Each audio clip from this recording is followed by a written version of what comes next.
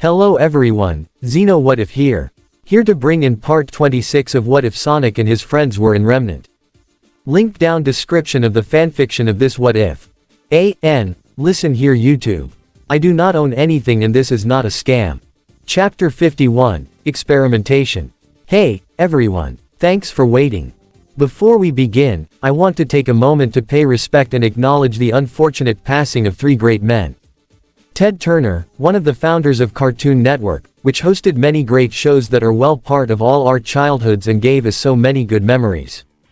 Tom Kane, a famous voice actor who played many roles that most of us are familiar with, including many in the Star Wars franchise. And Bill Wise, the very first voice actor for Knuckles the Echidna in the Sonic OVA. Each of these men have played an important part in my childhood, and I'm sure has done the same to many people here. Thoughts and prayers to their friends and loved ones, and may they rest in peace. With that out of the way, I'm very excited to begin this chapter, as this part one of 4 chapters that make up the climax for the Across Remnant arc that has been ongoing for some time, and I thank all of you for your patience and bearing with me on this. Once we're past this point, nothing will ever be the same again. It's gonna be one hell of a ride, so brace yourselves. Experimentation. Darkness. That's all that she could see. Just a pitch-black void. And a constant ringing in her ears, which was followed by a collection of whispers. It was unsettling, and yet also alluring. Like the more she listened to these whispers, the more she was drawn into the darkness. And as she was drawn closer, she could see a faint red light slowly shining through from the black void, like a light through a fog. No. A familiar female voice shouted from the void, a voice that was only heard once before in another dream. You need to wake up. Where was this voice coming from? It seemed to be echoing from all directions. But that's when a sphere of pure and gentle light appeared before it and shined brightly to reveal the face of a concerned Tikal.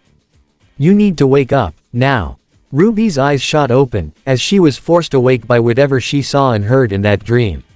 And as she awoke, she noticed right away that something was very wrong.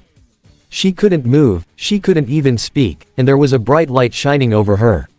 She blinked as she tried to focus her sight and hearing as she heard a series of muffled screams and grunts all around her.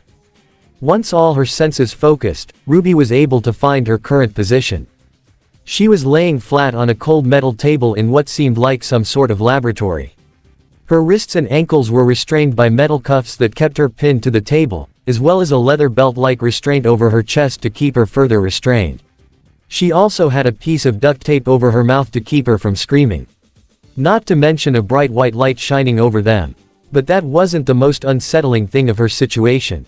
Laying directly across from her was Wise. And she was restrained the exact same way as her wrists and ankles strapped down with a belt-like restraint over her upper body and was also gagged with duct tape.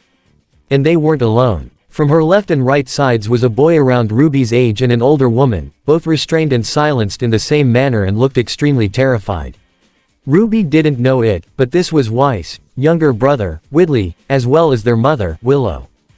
And as she happened to look past Wise, Ruby also saw someone else she recognized, which made her own face go pale. It was Penny, but she wasn't restrained in the same manner. She appeared to be stuck to a large magnet-like device that kept her propped upward straight with her arms and legs held outward like a cross, and she even had a metallic muzzle over her own mouth as well. Wise. Penny. What's going on? Where are we? ! Single quote. Ruby struggled in her restraints but couldn't budge. This isn't Spiral Hill. What happened to Young Sonic? Rosa. The last thing she remembered was being held by Metal Sonic, who was wielding a modified version of Crescent Rose and watching as Spiral Hill was being overrun by Grim. Her heart began to race as she was not only starting to panic from worry and concern for her friends, but because this was very similar to when she was being held on Eggman's flagship during his attack on Beacon. Watts happened to see the situation with the quintet of captives unfold from another room via monitor before accessing his scroll. They're awake. Excellent. I'll be there shortly. Starline replied on the other line before hanging up. Do you hear that? Watts said aloud as he put his hand to his ear. That is the sound of efficiency. He turned around to speak to Cinder, who appeared to be in a similar state herself as she was contained in a special pod, unable to move her prosthetics while also having a metallic muzzle over her own mouth as well. Accompanied by the sweet sound of silence. I have half a mind to thank the rodent who did this to you. Cinder glared hatefully at him but was unable to speak or move. You know, after your catastrophic failure at Beacon, Salem decided it would be best to kill you. Watts revealed. She felt you were a loose end, and I would agree. You threw caution to the wind and allowed an alien rat to trick you. Even after our illustrious, he spoke that last part with sarcasm, partner gave you a chance to redeem yourself, you still fell short. The maidens are supposed to be among the most powerful beings in all of Remnant, second only to Salem herself, and yet you not only misused the power, but you also even allowed it to be lost to our enemies. Even if Salem didn't order it, I would personally put a bullet in between your eyes. Such a chaotic and entitled personality is intolerable. Then why don't you? Cinder continued to glare, silently daring him to do it. However, we find ourselves at a moment where you might indeed be most useful to us. Watts continued. A colleague I've recently come into contact with pitched the idea of using you, because he felt it would be wasteful. And as much as I dislike you, Cinder, I would have to agree that we shouldn't let such resources go to waste. Our enemies wield 2 maiden powers, while we have none. But we can change that, right here and now. You should be grateful that we're giving you such a chance, but don't misunderstand. You are merely a weapon for us, nothing more. He smiled smugly at her, which only caused her to glare. Now, rest and relax. He pressed a few buttons on a console attached to her pod as it altered its position to allow it to face directly upward, with the pod opening up to allow several mechanical limbs to lower themselves from a bright strobe light up above. Each of said limbs were carrying various tools and weapons as well as the means to modify her cybernetic prosthetics. By the time we're done, you'll be our ultimate weapon. Watts smirked as the machines above Cinder got to work, while he looked to an identical pod next to her that contained the unresponsive Freya. Worryingly enough, the 2 pods were all part of a singular device, one that bore a striking resemblance to the aura transfer machine that had housed the late Amber underneath Beacon, and it was all connected to the white Chaos Emerald above it all. Gunfire rang through a metal hallway of a Schnee Dust Company facility as several guards, as well as a pair of large spider droids opened fire on a group of masked raiders, all dressed in red and black, appeared pinned down on the other side of the hallway and unable to fight back. That is until the door on the end was broken down by Heracles, who wore his manticore helmet, as he charged down the hallway. In a panic, the guards and spider droids all fired their guns at him, but he crossed his arms to tank the bullets as he continued to barrel down and ram into the spider droids, knocking them and the guards down with sheer force before he grabbed one spider droid by its head and crushed it in his grasp. The second one had gotten up behind him with the other guards, only for it to be bisected in half from a sword slice from behind, all courtesy of Sieg, who was not only wearing his wyvern helmet but had his armor set on fire. All the guards had recovered to shoot at him, but the flames around his armor provided him protection as he shot at the guards and cut them all down with quick and precise sword slices despite the size of his weapon. Once they were all dealt with, the rest of their masked comrades regrouped with Sieg and Heracles as they looked down a perpendicular path, where a row of 20 armed guards stood in front of a door. You have 2 choices, stand aside and let us free all the Faunus prisoners you have locked up back there. Heracles told the guards. Or resist and be cut down. Sieg added as he held his sword.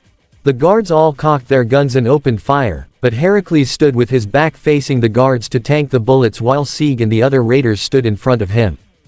That's a no, Heracles commented with a smirk. Sieg shook his head before pulling out his scroll. We're in, and you're up. Expect to come in hot. Just then, a red portal opened up behind Heracles as a wave of flame shot forward to blast the front row of 6 guards, leaving only 14 left as they looked in surprise to see Raven, wearing her Nevermore mask, step out of the portal with Omen at the ready, and at her side was Adam, with his own grim mask, who appeared to be much younger, almost 17, who was in a similar stance to her with Wilton blush. Half for me, and half for you. Adam asked with a smirk. Just don't go off on your own again. Raven commented, causing Adam to shake his head as his smile faded before they both charged forward, just as the guards resumed fire. Both split into opposite directions as Adam fired Wilt from blush into one guard to knock him down while sending the blade spinning up, which Adam caught before cutting down the guard behind him and then slashed at the guard he knocked down.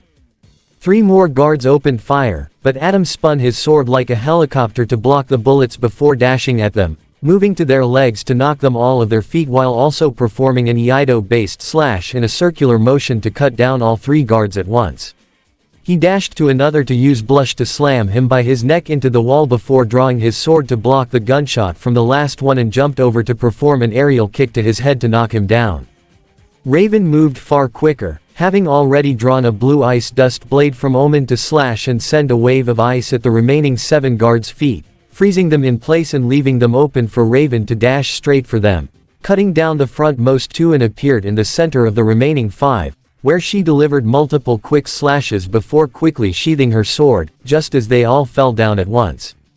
The rest of their allies regrouped with them as Raven cut down the panel and opened the door, revealing a large, 2-story chamber filled with cages that held multiple faunus, men, women and children, all of whom whimpered and yelped in fright at the sight of the door opening and all the masked people stepping inside. "Get them all out, quickly," Raven ordered. The Bronwyn tribe wasted no time in opening all the cages however they could. Sieg cut open the bars with his sword, allowing a pair of young faunus boys to step out. "It's okay. You're safe." Heracles used his strength to pry the bars open with little effort, where he saw 3 young faunus girls, no older than 6 or even 7, all of whom were very clearly terrified. He kneeled down and gave the best smile he could. "Hey, don't worry. No one's gonna hurt you." He offered his hand to them. The 3 girls looked nervous, until one with dog-like ears slowly reached forward and took his hand. Adam had also cut open a cage, allowing the captive faunus inside to go free. But as they ran out, he happened to notice one of them had an SDC brand on their arm, one that appeared freshly burnt. And that made his blood boil. That's when he noticed a door somewhat open on a pathway on the 2nd floor above them. "I need backup. Now." The head of the facility tried to call over his scroll, while hiding in his office. "They're taking all our merchandise. Everyone in my employ is down. Send for the huntsman." "Hey!" Adam kicked the door down. "What are you doing?" He ducked as a shotgun was quickly pulled out and fired at him. "You filthy animals. Know your place." The man shot at him, the gunfire quickly drawing everyone's attention, including Raven. Before the man could fire a 3rd shot, Adam was already in front of him as he used his sword to cut the shotgun apart, knocking the man to the ground, before pointing wilt to his face. "Were you the one who branded everyone down there?" Adam questioned. The man only glared. "Answer me," Adam shouted. "I don't speak dog." The man spat at him. With a groan of rage, Adam quickly swung his sword to kill the man, his blood spraying across the wall behind him, just as Raven entered the room. Adam. After returning to a nearby camp they had set up prior to the raid, Raven, with her mask now taken off, paced around her tent while Adam stood with crossed arms, and his mask remained on. "I had to take him down," he protested. "You already had," Raven scolded. "He had no weapons and you killed him on the spot. He was a bigot and slave owner," Adam countered. "And we both know Mistral's courts wouldn't have pressed charges against him. One less scumbag in the world. We needed him," Raven stated. "He could have had info about other spots in this area we could use. But thanks to you, that source is dead." That's when Adam's expression softened. "Alright, fine. That was stupid. But he deserved it. This isn't the first time you've gone off on your own, Adam," Raven said with a sigh. "And it's definitely not the first time you've killed a person in a high position like that. And before you bring up the courts again, remember that we're not trying to wage a war on Mistral. We're only trying to survive and help others survive outside the city. Just like too much aggression draws in the grim, you kill enough of the right people, and we could have an army of the Atlas military bearing down on our heads. Or worse, Ozpin and his lackeys. And the people he has under his thumb are top tier, trust me on that one. Isn't that why you have Heracles and Sieg? They used to be huntsmen," Adam pointed out. "As good as they are, they're only 2 men," Raven said. "What was the first lesson I taught you, Adam?" Adam looked away. "Never pick a fight you can't win. You've told me that so many times, I've lost count. Because it apparently hasn't sunk in yet," she said with a glare. "I swear, your head is as hard as a rock. I just feel like we can do more." Adam protected. "How many more of the faunus will continue to suffer like this? I thought you actually cared." Is that why you've been talking with Sienna behind my back? The woman questioned, causing Adam to gasp. Nothing goes on in my tribe without me knowing. I know you've been given intel from our raids to point her in the SDC's direction. It's one thing to take initiative, it's another to go over my head. Raven sighed as she pressed her fingers to her forehead. I'm tired of having this same conversation with you. At this point, I know what I say will fly over your head, so I'm going to give you a choice. That got Adam's attention. Stay here, with me. Be one of the 4 winds. You're talented, and you can use that talent to help a lot of people here. Or, go to Sienna, join her White Fang and fight for the cause you believe in. But let me warn you.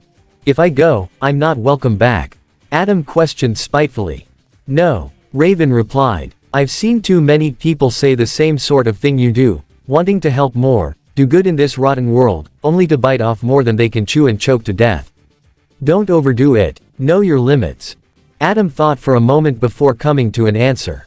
I'll pack my things and be out of here by nightfall. Raven was disappointed but not surprised. Alright, but, you are welcome back here if you change your mind. With that, Adam turned around and left the tent, but not without running into Heracles and Sieg, to whom he nodded, and they nodded back before entering the tent themselves. You sure that's a good idea, letting him go? Sieg asked. We can't force him to stay. Otherwise, he'll just rebel. Raven said as she had her back turned to the two. And how do you know he won't just rebel with Sienna? Heracles questioned. I'll contact her and tell her about Adam's issues. Hopefully she can rein him in. She replied. Heracles looked at her questionably. It kind of feels like you're just dumping your responsibility on her. I did what I could. Raven growled slightly. I trained him and he knows how to defend himself. But he won't listen anymore. He's stuck in his own head. Which is why letting him go may not be the best idea. Sieg pointed out, finally causing Raven to turn around. I don't know what else to do. She threw her arms up. Even I have limits. At least Sienna can aim him in a better direction. And if it's for a cause he believes in, maybe he'll be more cooperative with her at least. He doesn't want to stay here, so I say let him go. However, unbeknownst to any of them, Adam was just outside her tent and heard it all. With a scowl on his face, and his fists clenched, the masked and angry bull Faunus walked away. Adam's eyes slowly opened as he came out from that particular memory and into reality. He took a look around and remembered after his defeat at the hands of Blake and her allies, he and the rest of his crew, including Corsac, Fennec, Yuma, Trifa, Gwei, and Bai were all arrested and thrown in prison. It was just barely dusk as Adam and those working with him each sat or slept quietly in their own cell, which had a pair of menagerie guards in the hallway between the 8 cells of this area, with 7 of them being occupied. All of them had their weapons taken, and even Adam had his weaponized prosthetic arm removed as he felt the bandage tied around the stump of where his right arm used to be. And feeling it, along with those memories he dreamt about, gave him a moment to think about the events that led him to this point. After leaving Raven's tribe to join the White Fang under Sienna Khan, he was able to do so much more like he hoped. He led more raids, freed more and more Faunus and stole plenty of tools and equipment that only further strengthened their cause. Success after success, and Sienna quickly promoted him and even allowed him to train and work with Blake, whom she was already well acquainted with, and they formed a pretty unique dynamic. He even considered her something of a younger sister. And once Sienna made him head of the Vale branch, there would be no stopping him. He finally had the chance to get justice for his people and revenge on humanity for persecuting them all. But what happened? He aligned himself with Eggman, granting him the tools that would finally crush the humans for all they did to him and his people. But that's when everything went downhill for him. The entire Vale branch had been wiped out. Sienna disowned him, he lost his arm to Raven of all people and was defeated by the same family that would rather have their people be the humans' pets. And worst of all, his people were no longer following him, but some alien. And that was before Blake abandoned him. How did it all go so wrong? Adam clenched the first of his remaining arm as he tried to muster whatever hate and anger he could. This was not his end. Not by a long shot. Suddenly, an orange portal opened up in the middle of the cell block hallway, alerting all the prisoners within, as well as the guards. Greetings, warriors of the White Fang. Starline greeted as he stepped out of the portal. Immediately, the guards pointed their spears at him. Stand down. Who are? Sleep. Starline held his hypno glove out to the two guards, causing them both to fall to the ground in a slumber just as the portal behind him closed. What? What is this? Corsac questioned. Who are you? Fennec also questioned. I am Dr. Starline. He introduced himself with a bow. Lead researcher to Dr. Eggman, and I am here to liberate you. You work for Eggman? Adam questioned as he stood up and approached the platypus with a skeptical expression. I don't remember seeing you before. Ah, the mighty Adam Taurus, I've heard much about you. Starline complimented, which only caused Adam to glare. Yes, this is indeed the first time we've met. I am a rather recent addition to the Eggman Empire. This is your call to action, my friends. He gestured to all of them. I realize you've suffered a series of rather humiliating defeats, but your time is not yet over. You can still get the justice that you and the Faunus have been denied for so long. Then what are you waiting for? Get us out of here, Trifa exclaimed. And get us our weapons while you're at it, Yuma added. Yes, that is a good question. Gui looked to him skeptically. If you could make portals, you could have sprung us at any point you want. Why wait till now? And why not just free us right away? A fair question, Starline granted. But if you were to escape at this point, the Belladonnas and their allies would be alerted rather quickly, which would only ruin the surprise. Surprise? What surprise? Bai questioned. It would be a simple matter to liberate you, but why stop just there? Starline began. I have a plan that will not only free you from this confinement but get revenge on the ones who imprisoned you here. You will only have to remain here for a few more hours. If you think we're just going to agree to your terms without even listening to what you have to say. Adam growled. Patience, my dear boy. Starline said as a small and sinister smile appeared on his face. The greatest prizes are always worth the wait. What sort prizes, exactly? Adam questioned. An opportunity to redeem yourself to Eggman, command even more power than before, punish the Belladonna family for their betrayal, end the Schnee bloodline, and destroy Sonic the Hedgehog. Starline answered with an evil grin. And it can all be done in one fell swoop. That seemed to convince Adam as he relaxed. And we all have to do is wait a few hours. Indeed. Starline answered as he used the warp topaz opened another portal. I will return when the time is right, with all your weapons. The guards will awaken in a few minutes with no recollection of my arrival. Just act as if I was never here. He bowed to them as he stepped back into his portal. I'll be in touch. The portal closed behind him. Is anyone actually buying this? Gui questioned. I would agree. Fennec commented. Seems rather convenient for him to arrive when we are at our lowest. Do we got much choice? Trifa asked. Either that or just sit here and rot. He did imply that we would have the chance to eliminate those loathsome Schnees. But I must question how that will be possible. Corsac wondered. Maybe that portal thing he did. He'd bring them here to us. Yuma guessed. This just feels far too good to be true. Gui said. Who cares? Bai shrugged. As long as we get out of here and get revenge, I'm fine with anything. We don't have any other options. Adam spoke to his subordinates. I'll agree that this seems suspicious, but all we can do is wait. He's implying that something big is going to happen soon, and I doubt that was a lie. When it happens, we'll use that as our chance to escape. And if his words prove true, we'll get what we deserve. And if he's lying, Trifa asked, then he'll die. Adam said seriously as he sat back down. I can promise that. A portal had opened in the laboratory where RWBY, Penny, and the Schnees were all confined in as Starline had returned. I do apologize for the delay, my friends. He said smugly. Upon seeing him, RWBY's eyes widened as she could tell from his body design that he was from Sonic's world. But something was telling her that he wasn't particularly friendly. That was all but confirmed when Weiss gave a glare and a growl, while Whitley and Willow looked more than a little terrified, and even Penny looked nervous. For those who do not know, my name is Dr. Starline, future protege to the illustrious Dr. Eggman. And I know who each of you are. He began. We have Weiss, Whitley, and Willow Schnee, descendants of the famous Nicholas Schnee, a name that is both loved and hated all across this world for many controversial reasons that I'm sure all of you are aware of by now. Penny Polendina, the android daughter of one Dr. Pietro Polendina, and last but not least, Ruby Rose. Starline hung over her with a smile. The latest addition to the growing list of enemies to the good doctor, and a particularly close follower of one Sonic the Hedgehog. RWBY tried to glare back at him as hard as she could, but she couldn't shake this horrible feeling of dread that was flowing through her body. Ever since my arrival to your world, I've observed my curious oddities. Starline continued, among which include your creatures of grim. Entities that carry no blood or minds and are drawn in by negativity emotions, who only know to bring destruction and death, including their master, Salem. That caused RWBY, Weiss, and Penny to look in surprise, with Willow and Whitley seeming the most confused. But while those creatures are certainly fascinating and warrant further study, I believe that it is the people of this world who are more fascinating, particularly with the concepts of aura and semblances.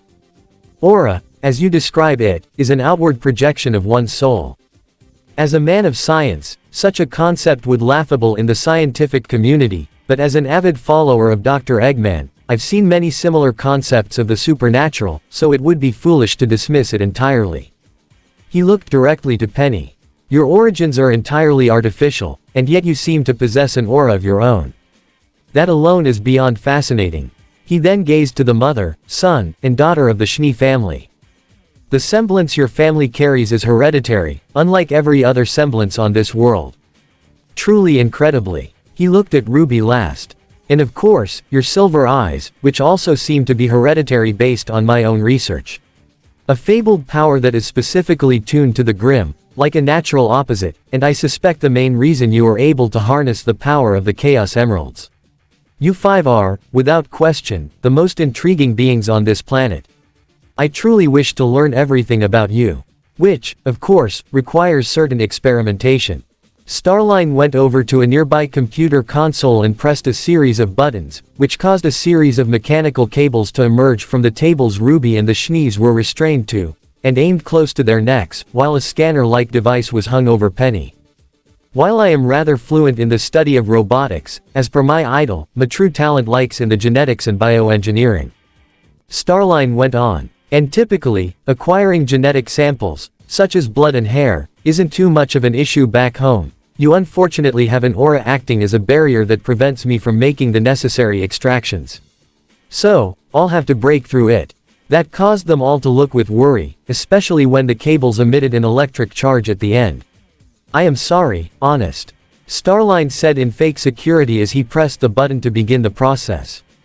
The electric cables went to the sides of each of their necks, causing an electric current to run through RWBY, Weiss, Willow, and Whitley. Despite their respective auras providing protection, the electric surge caused them a great deal of pain as they all screamed under their gags. No. Stop it. Penny exclaimed internally as she screamed under her own gag too, while also noticing the scanner above her being active. Whitley's aura was the first to break, allowing the cables, with needles at the end, to pierce his neck and begin drawing samples of his blood. Willow's aura shattered soon after, leading to her blood being drawn next. However, RWBY and Weiss, respective auras remained intact, despite the electric currents flowing through them. Oh dear, it seems that I've underestimated the strength of your auras. Starline noted. No matter, a simple increase in the voltage should fix that. Starline turned a knob, causing the currents to grow in power, electrocuting RWBY and Weiss even further, much to the shock and horror of the others present. Penny tried to struggle against her magnetic restraints but couldn't so much as budge an inch. Her closest friends were in pain. They were being tortured and she couldn't do anything about it. It made her sad, scared, and angry all at the same time. All of this was picked up on the scanner above her, and downloaded into the computer in front of Starline. Stupendous. Quantifiable metrics on loyalty, a desire of friendship and protective caring, and the entire spectrum of emotions. All of it rendered in beautiful coding. He looked over the data he was receiving with evil ecstasy. And this isn't simply a mutation as a result of an aura, it's as if her structure, her internal CPU, was designed to carry such emotions. Like an empty file receiving the necessary data. To think such emotions could be so readily applicable. He rubbed his hands together. This will save me months of research. If emotions can be coded, they can be altered. I can easily apply this to them and have them field tested before long. Oh, the possibilities are endless with this one. Starline's celebration didn't go unnoticed by Penny. He's torturing my friends to not only extract their material against their will, but also doing it to learn more about my emotions. Anger was an emotion she'd rather not feel and rarely did, but it was an emotion she felt in abundance now. Angel Island. Kiro had drawn Harbinger out in its sword mode to block one of the leech blades that emerged from Shade's right wristband just as another one emerged from her left wristband which she slashed at him. But Kiro was quick to spin his sword around so the flat could block that blade before flipping upwards with a kick to Shade's jaw to knock her back before landing on the ground away from her. He then fired his weapon's shotgun at her. She quickly crossed her wristbands together to project a pink energy barrier around herself from the blast, but this allowed Kiro a chance to leap at her with Harbinger converted into its scythe form as he spun it above his head to bring it down onto her. Only for Shade to teleport via her warp belt and appear behind Kiro as he landed and lunged at him. With his back turned, Kiro flashed Harbinger behind him in its sword form to block her blades. He craned his head and gave something of a playful smirk, which she mimicked herself before Kiro ducked and spun his Harbinger over himself like a helicopter blade, which forced Shade backwards. But before Kiro could press the advantage he had gained, a pair of missiles was shot at him from above. Fortunately, he was able to shoot them down with his weapon's shotgun. Out of the resulting smoke, however, flew Gemerald to where he thought Kiro would be and threw a punch, only to punch the empty ground. Seemingly unaware of the bird that had flown over and behind him, right before it converted back into Kiro as he swung Harbinger at him, but Gemerald caught the blade with his hand and attempted to punch Kiro, but he spun around and sent Gemerald flying as his weapon changed from its sword to scythe form. Gemerald stabilized himself in the air and watched as Shade re-engaged Kiro in combat, the two rapidly swinging their respective blades at one another and neither leaving an opening, even as Gemerald flew down to re-engage in battle. Kiro, seemingly caught in the middle, appeared to have little issue dealing with Gemerald and Shade as he used his weapon to block and parry all the blade slices and punches that Shade and Gemerald threw at him. Despite their smaller stature, Kiro seemed quick enough to keep him with them as he brought his scythe to the ground and used the pole of Harbinger to block Shade's leech blades while also spinning from his pole to kick Shade and Gemerald. Though Gemerald caught his foot and flew straight up with Kiro to take away his footing from the ground. Only for Kiro to briefly change into his bird form, causing Gemerald to let go of him before changing back to normal as he was in a brief free fall and fired his shotgun at Gemerald point blank, who crossed his arms to block it before spinning to land on his feet and swing Harbinger at Shade, who teleported to avoid the swing as she appeared behind him with her blades less than an inch from his neck, while Kiro's Harbinger's scythe blade was pointed backwards close to her own stomach. "I think I win this round," Shade commented. "I'm not the one about to be gutted," Kiro replied. "But I have my armor on," Shade responded. "I've got my aura," Kiro replied. "Which I feel could be negatively affected by my leech blades as they are designed to siphon vitality from my opponent," Shade said. "In addition, even if you were able to defeat Shade, you would still have to contend with me," Gemerald said as he hovered down in front of him. With a slight chuckle from both Kiro and Shade, they relaxed their stances. Okay, yeah, I lose," the man said. "This 2-on-1 match was your idea," Shade pointed out with a slight smile. "I get wanting to challenge yourself, but you should at least make it so you have a chance at winning." "What? And I had no chance at all?" Kiro questioned playfully. "I was trained by the greatest warrior in history in Remnant." "So was I. By that of my world," Shade pointed out. "And I was designed to contend with the greatest heroes of the present day," Gemerald added. "You are skilled, Kiro Bronwyn. It is understandable why you were able to contend with Shadow. But everyone has their limits. That's why we train. To get better," Kiro said. "To surpass those limits." "Very true," Shade nodded. "Your logic is acceptable," Gemerald acknowledged. "All right, I think that's enough for now," Maria called to the trio as she sat near the Master Emerald Shrine with Cream and Big arriving on the scene with their respective pets, along with a series of drinking gourds with them. "Break time, everyone," Cream called with a sweetly smile. "Chow, chow," Cheese added. With smiles of their own, except Gemerald who lacked a mouth, the three of them regrouped with their friends as they sat at the base of the Master Emerald Shrine as they drank from the gourds provided for them. "It's not booze, but I think I'm starting to like this drink now," Kiro commented. "You shouldn't drink alcohol, Mr. Kiro. It is very bad for you," Cream advised. So, I keep hearing. Kiro rolled his eyes playfully. But if you get me hooked on this stuff, I think I'll be fine. You two have been living on this island for a couple weeks now. Shade said to both Kiro and Maria. What's your take on it? It's very nice here, Maria said. Honestly, I wouldn't mind spending the rest of my days here. Just make sure to bury me underneath a tree somewhere. At least that way my rotting corpse can help with the nutrients. Kiro was the only one to laugh at that, while Cream and Big looked a little upset. Are you okay, Miss Maria? Cream asked. You don't look sick, Big added. I'm fine, dearies. That was just a joke. Maria assured. Don't worry, I got plenty of life left in me. This caused the pair to breathe in relief. Yeah, giant magical gemstone aside, this place is pretty cool.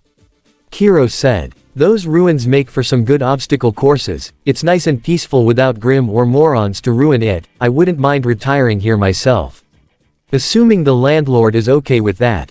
With smiles shared by everyone, Cream couldn't help but look at Kiro with a happy smile of her own.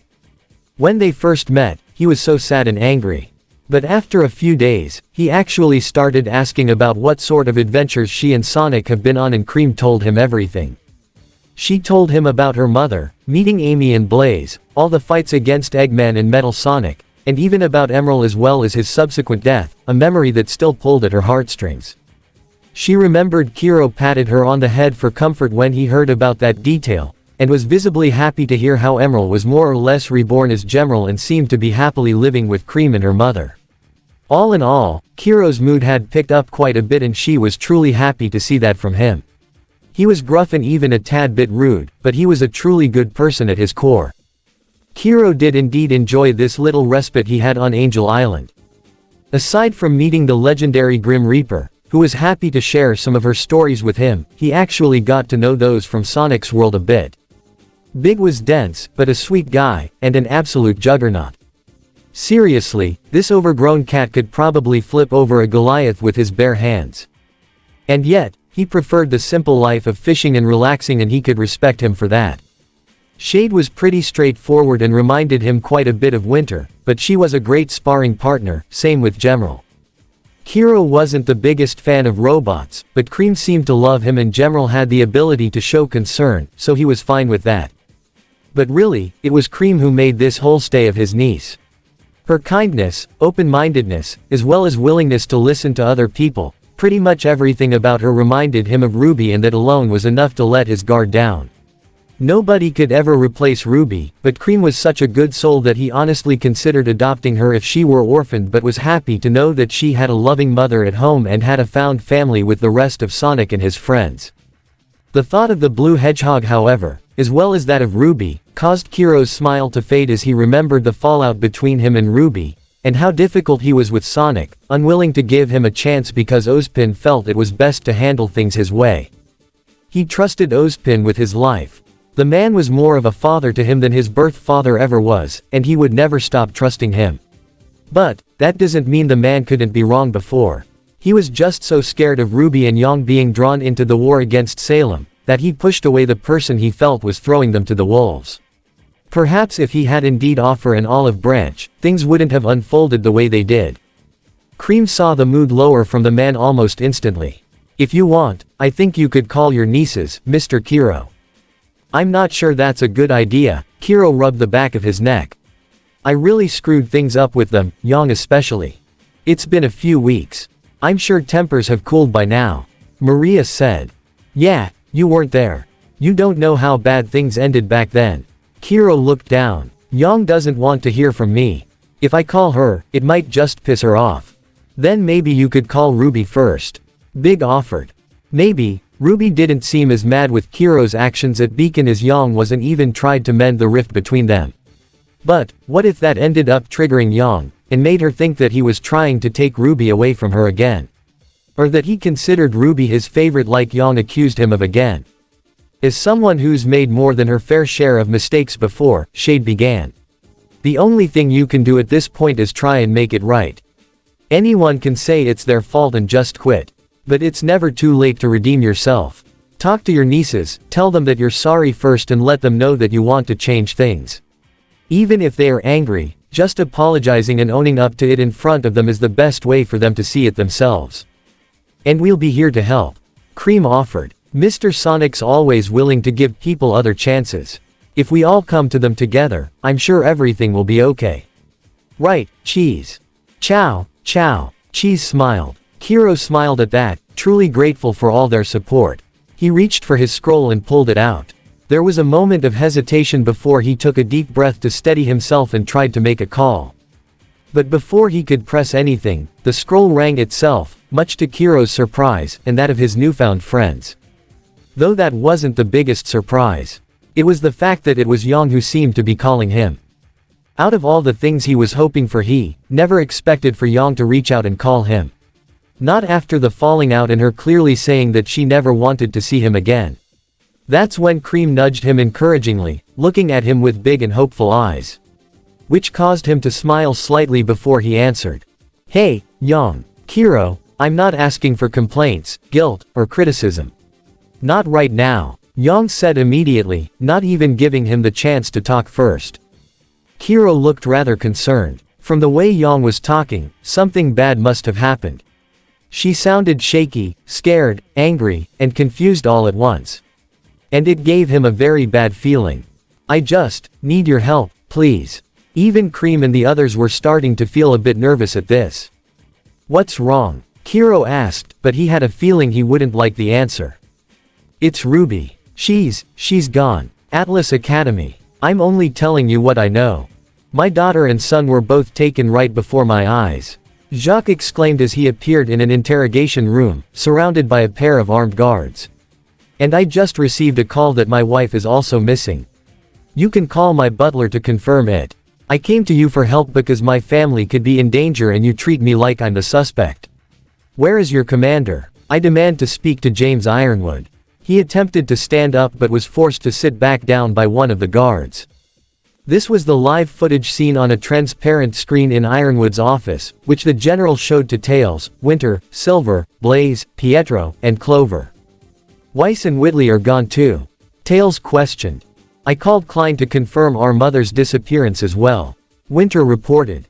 Along with Penny and even Cinder, Pietro commented, looking with worry. Not to mention Freya.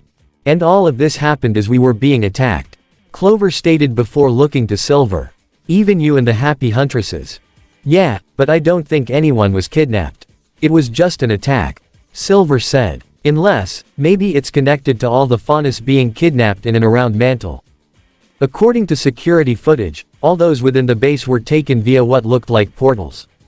Winter commented. If they are connected, why would the perpetrator go out of the way with transporting hostages via vehicles like you said before? Alright, good point, Silver conceded. Ironwood punched a hole on the left wall in his office, surprising most everyone as they all looked with worry. We've lost not only Penny, but the Winter Maiden, and if Cinder was taken too, then they might try to transfer Freya's powers to her like when she tried to steal those of Amber. But how would they even know about Cinder? Or Freya? Or Penny? Clover questioned. We've taken every precaution to ensure they couldn't be traced or found. Especially Freya and Cinder. I don't think it was just them though. Tails said, getting everyone's attention. A couple minutes after the attack, I got a message from Sonic. RWBY's gone too. That surprised everyone in the room. And it looks like whoever got to her used a portal, at least based on what Sonic said. So, whoever abducted the Shnees, Penny, and Cinder is also responsible for abducting RWBY. Blaze commented.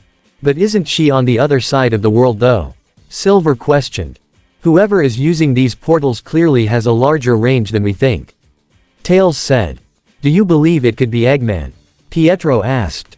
No way. This is way too subtle for him. And I don't think it was Salem either. Tails answered. According to Sonic, it happened just after they fought and beaten some of her goons, including Metal Sonic. And if Salem could make portals, she would have gotten to the maidens and the vaults a long time ago. Winter put in. This is definitely someone new. But why would they take your family, Winter? Clover wondered. Penny, Freya, Cinder, and even RWBY make sense, possibly Weiss, but your brother and mother aren't involved in any of this. And we haven't received any demands either, so they're not intended to be hostages. Winter followed along. What if it's your semblance? Silver assumed. Whiteley told me about how your powers are part of your family, unlike everyone else on Remnant. Maybe they wanted to use your glyphs somehow. Possibly, Winter commented. And based on your reports of the mine collapse, she looked to Blaze and Tails. Team BRIR, along with several Grimm, appeared in the tunnels and then disappeared on the verge of defeat. So, you believe they're connected, Blaze figured out. That I believe is true. Whoever is responsible for abducting RWBY, Weiss, and everyone else was responsible for the collapse. But we still don't know why, Clover said. Do you have any way of locating them, though? Ironwood questioned as he stood over them all near his desk. Even if we can confirm that neither Eggman or Salem are involved, they have to be aware of the maidens at the very least, and that alone is terrifying to consider, especially if they're capable of using portals to transport to anywhere on Remnant. Pietro, you installed a tracker into Penny in the event she was ever lost, right? Yes, I did, James. Pietro confirmed. And I tried to use it the second I found out she was missing. Tried? James questioned. I'm afraid, her signal, has gone dark, Pietro said with fatherly worry. It was clear that Ironwood didn't like that answer. But before he could react, Tails spoke up quickly. But, we think we found an alternative. The young fox flew up to Ironwood to get his attention, surprising him and everyone. The second I heard about the attacks, specifically what it was that attacked all of us, it had me thinking of just how it could happen. What do you mean? Ironwood questioned. Tails took out his tablet, the Miles Electric. May I? He gestured to Ironwood's desk, to which he nodded and stepped aside. Tails hooked the Miles Electric to his desk, and then projected transparent holographic images of all the robots that had attacked them. An E-101 Beta Mk2, Mechasonic Mk3, an Eggwalker piloted by an old E-10000R, and an E-100 Alpha. He listed off. Every single one of these are older models. Eggman never reuses any of his old tech, with Metal Sonic being the sole exception. And they're not only old, they're modified. Each one of them had some kind of upgrade, but their base systems are still old. Not only that, but each of them was also outfitted with a remote link connected to their main CPUs. Remote link? Clover questioned. All of Eggman's robots are autonomous. Tails said. They're either drones with a set program, or like Metal Sonic or the E-100 series and are equipped with an artificial intelligence. He doesn't control them remotely. But whoever recovered and rebuilt these robots did. Once I got all their CPUs, I was able to trace the link back to its source. He pulled up a map of the continent of Solitas and showed it to everyone via the holographic projection, with a single red dot at least 20 kilometers away from the main kingdom. Looks like they're still in Solitas. Pietro noted with relief. Tails, I would stress caution. Blaze commented. The culprit thus far has been subtle and discreet, even with the recent abductions. And while I don't question your technological prowess, this feels a little careless to just leave behind a trail like this. You believe this could be a trap? Winter questioned. It's possible, Blaze confirmed. It certainly feels like a breadcrumb trail. Clover agreed as well. Even if it is, we need to take action. Ironwood stated firmly. We may very well lose the Winter Maiden and other key personnel. Lives are at stake, especially those critical to our fight. James, I want to get Penny and the others back as much as you do. Pietro told him. But we also need to be careful. They why not just send us? Silver asked. Me, Tails, and Blaze could go check it out, while you have your whole army on standby. Robin and the others are pretty upset over being attacked too, so they want in. And if Team BRIR is there too, I know Robin will want to be involved. That's a great idea, Silver. Tails said in surprise. Yes. As opposed to sending an army, a small elite team could be what we need to confirm the location, as well as mount a rescue. Blaze agreed before smiling herself. Well done, Silver. Ah, thanks guys. The gray-furred hedgehog smiled. Even Ironwood saw the logic in that. It was very similar to what Ozpin had told him before back in Vale during their investigations into Mountain Glen. It would be one thing if Tails and his friends were to go, but the Happy Huntresses were still quite the wildcard, especially given Robin's history with Bianca and her team. And with such critical personnel at risk, he had to send people he knew he could trust in on this. Alright, but take Winter, Seal, and the Ace Ops. Ironwood allowed. Okay. Tails nodded. We'll have a transport ready as soon as possible. Clover said. I'll call Robin. Silver pulled out his scroll. I'll inform Seal. Pietro was on his scroll as well. I'll even send a message to Sonic and let him know what's going on our end. Tails added as the group all prepared to leave. As they did, Winter had a look of seriousness on her face. Weiss, Whitley, Penny, Freya, Mother, I promise, I'm coming for you. I'll bring you back. And you as well, Ruby Rose. To this day, Winter still felt responsible for Ruby being abducted by Eggman at Beacon when she sent her up to Beacon Tower alone. And she didn't get the chance to apologize to her yet. But hopefully, she'll have the chance to redeem herself and make amends for putting her sister's partner and friend in danger. As everyone left, Ironwood was alone in his office as he sat on his desk and put his hands together, contemplating everything that's happened so far. He thought he took all the necessary precautions. He thought he had done all he could to keep Atlas safe. But it seems he was wrong. This felt like Beacon all over again. And this time, they had no means to wipe the continent free of the Grim. Well, save for Blaze and her Sol Emeralds. But she made it clear that she wouldn't use them unless there was no other choice. But they may very well be nearing that point if things kept going as they were. No. Atlas is my kingdom. I am the general of Remnant's only military and headmaster of Atlas. I will do my duty and protect the kingdom. No matter what it takes. Mistral, Haven Academy. The second he heard the news, Kiro wasted zero time in returning to Mistral. He, along with Gemerald, Cream, and Cheese hopped into Amy's car, which the robot drove, flew from Angel Island, all while Big, Froggy, and Maria stayed behind to keep watch over the Master Emerald. During the drive, Kiro was given an explanation over his scroll, not by the distraught Young, but by Sonic, who gave a basic summation of what happened. They were contending directly with Salem's minions, as well as Metal Sonic, in the town of Spiral Hill that had been pulled over to Remnant from Sonic's world via Chaos Control. It was an uphill battle, but they were victorious. They had even met with the current host of Ozpin's soul, Oscar, much to Kiro's surprise. But in that moment, Ruby just disappeared. When the man asked what that meant, Sonic clarified that's exactly what happened. A portal had opened up and Ruby fell in. It closed before even Sonic could get to it. This was only a few hours ago and Sonic immediately searched the surrounding area for any sign of Ruby, but had come up empty.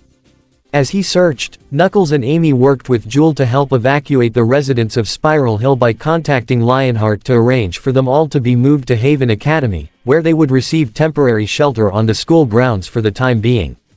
Sonic had already returned to Haven before Kiro and his group got there.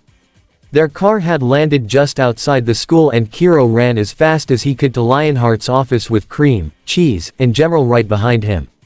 In the office stood Lionheart himself, along with Sonic, Knuckles, Amy, Tangle, Jewel, Oscar, and Amelia. Yang was also present, but when Kiro looked at her, he could see that she was an absolute mess. She sat on a chair, with Amy and Knuckles standing next to her for support, along with the wisp named Rosa, who hovered over her. Yang's hair was no longer in a ponytail and let out in a messy state, covering most of her face, which was pale and with her eyes swollen and red from all the tears she had shed with bags under her eyes.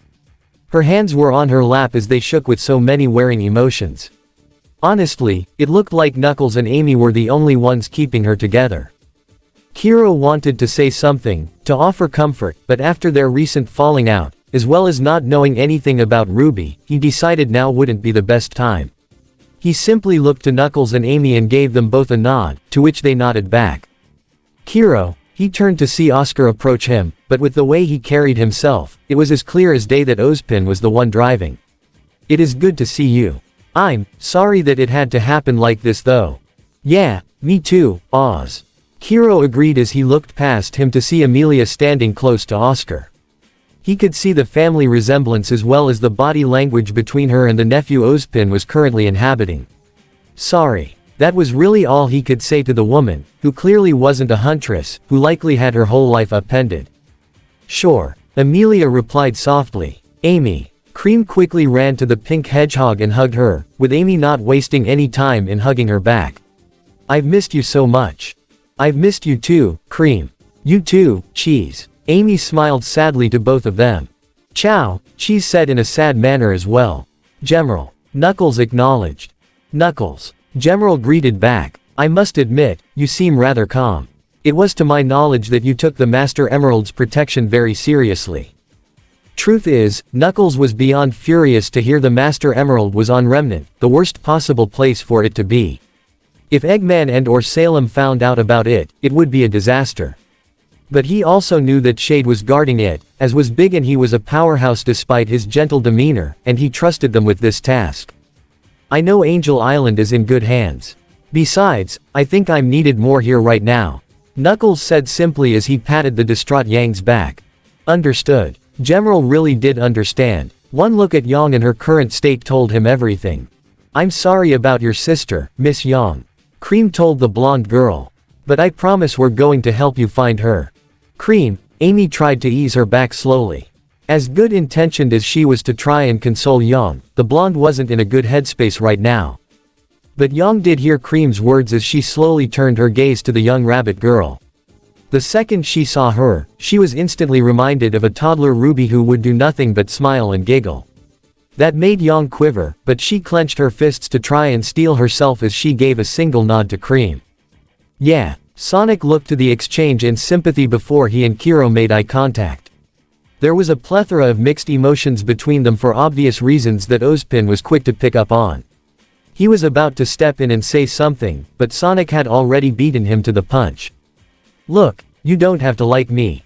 But I think we can both agree that RWBY is the priority right now. So above all else, we need to focus on finding her first.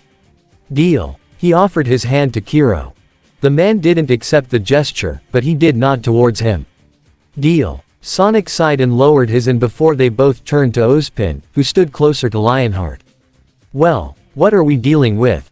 It would seem that Sonic's use of chaos control to purge the Grimm from the Kingdom of Vale has had unintended consequences. Ozpin explained. Locations and people from Sonic's world have been pulled into Remnant, including one Spiral Hill, which is the home of these two. He gestured to Tangle and Jewel. Tangle the lemur. Nice to meet ya. Tangle greeted with a small smile, hoping to perk up the tense situation a bit. Sure. Kiro nodded in acknowledgement. And recently, that city was attacked by Salem's forces, including Tyrion and Hazel. Lionheart spoke next. Kiro's fists clenched at the mention of those names, with Sonic and the others noticing. Clearly, he's got history with them. As well as the Eggman robot known as Metal Sonic, Vermilion Radok, the mastermind behind the Kuchinashi incident a few years ago, and the professional huntsman Earl Shen, whom we have discovered has ties to the Spider Syndicate led by Malachite. Fortunately, Sonic and his friends arrived and were able to arrive and deal with them. Where are they now? Kiro asked. Tyrion, Hazel, and Earl were all captured and arrested. Ozpin answered. Though Vermilion and Metal Sonic both escaped. And given how Malachite is on the council, I doubt they'll remain behind bars for long. Lionheart added, much to Kiro's annoyance. They may also be aware of my return as well. Ozpin revealed, surprising Kiro. Oscar attempted to help, and I was forced to activate his aura to protect himself. Vermilion recognized it, and well. Kiro smacked his hand to his forehead. Of course. But shortly after the battle, RWBY had fallen unconscious, likely a use of her silver eyes. Ozpin continued, catching Kiro's attention again. But she was taken soon after. Via a portal-like ability. Portal. Raven. Kiro was already on edge. Raven did approach him back on Angel Island and made it clear how much she wanted Yang and RWBY away from this fight. Did she kidnap RWBY? But why just her? Why not take Yang too? It wasn't her. Yang finally spoke up, surprising Kiro as she lifted her head slightly. We ran into her in Argus. I saw her use her semblance. The portal used to take RWBY, it was different. It was somebody else. For some reason, that made Kiro uneasy. At least with Raven she said she'd keep the girls safe. And RWBY's not the only one. Sonic added. What are you talking about? Kiro questioned. Before you showed up, I got a call from Tails and Atlas. Sonic revealed. Apparently whoever nabbed RWBY, also managed to grab Weiss, most of her family, Penny, the current Winter Maiden, and, he scoffed in annoyance. Even Cinder. What? Kiro exclaimed. How? Why? We don't know. Amy answered. But Tails could probably guess that with both Cinder and the Winter Maiden, whoever took them wants to transfer those powers into her, just like what happened with Amber. Other than that, we don't know what they want the others for. But it's not Eggman or Salem. Knuckles added. And Tails also thinks he may have a lead on where they're being held. Then what the hell are still doing here? Kiro questioned, looking directly to Sonic. Why not just run over to Atlas since you're so fast and help get them all back? I almost did that, Sonic exclaimed back as he showed the blue Chaos Emerald, surprising Kiro. I was ready to use Chaos Control to pop over there and bust Ruby and the others out. But Tails told me no, because our friends there think it could be a trap. There was speculation that the location was discovered too easily, and I would agree. Ozpin spoke to Kiro as well. Which is why I also implored Sonic not to go. Oz. Kiro tried to say. I know how you feel about this, Kiro. Ozpin quickly spoke up, raising his voice slightly. Believe me, everyone in this room feels the way you do. But if we act rashly, we run the risk of making the situation worse. Tails and the others will investigate the location to verify whether Ruby and the others are there or not. And if she is, I'll zap us all over there and we'll get her. Sonic stated. Can't you just warp Ruby herself back here? Kiro questioned. Don't you think I would have done that by now? Sonic argued. In order to use Chaos Control, I need to have a place in mind, not a person. I can't just think, Ruby, and zap her over here. I need to know exactly where she is. I got rid of all the Grimm in Vale because I thought about sending them to the sun, so I did. Bringing Tangle's village and everyone else here was a freak accident and a side effect that I got no control over. If I could bring someone to us, I would have zapped Salem here when I first heard about her and beat the stuffing out of her to be done with all this. I believe him, Kiro. Ozpin said as well. You have every reason to be worried, but we can't let our fear drive or control us. As much as Ruby needs you, there is somebody else here who needs you as much as she does. He gestured over to Yang, who looked at him with her shaky eyes. Seeing the state his eldest niece was in caused Kiro to calm down. As terrified as he was for Ruby, Yang was still here and clearly needed some help. Not to mention there was still an honest talk between them that was overdue. Alright, he accepted before turning to Ozpin and Lionheart. What do we do, then? Sonic was able to establish contact with Sienna Khan, who has agreed to join our cause. Lionheart answered. You actually got the leader of the White Fang to join us. Kiro looked to Sonic questionably. She may not be all sunshine and rainbows, but she's no fan of Eggman or Salem either, especially when that punk Adam tried to assassinate her and killed some of her friends. The Blue Hedgehog summed up. Yeah, that would do it.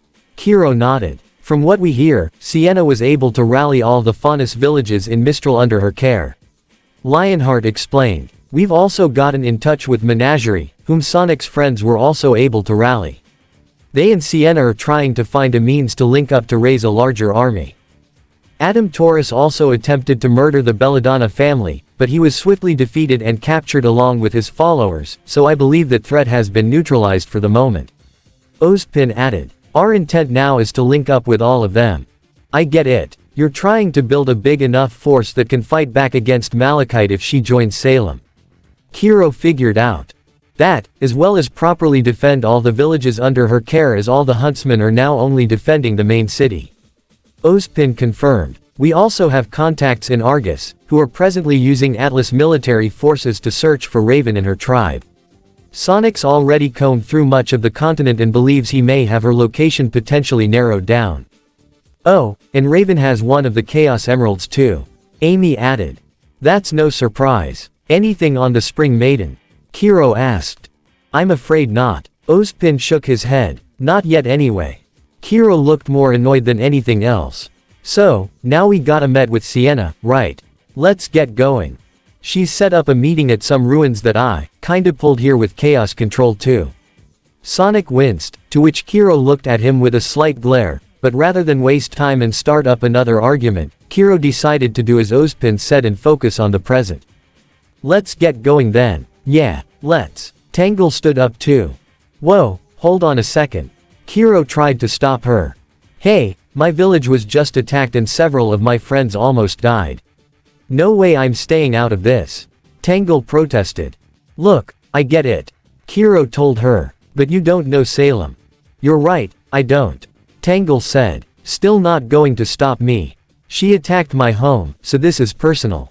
She punched her fist to her palm. I'm also friends with RWBY and I want to rescue her too.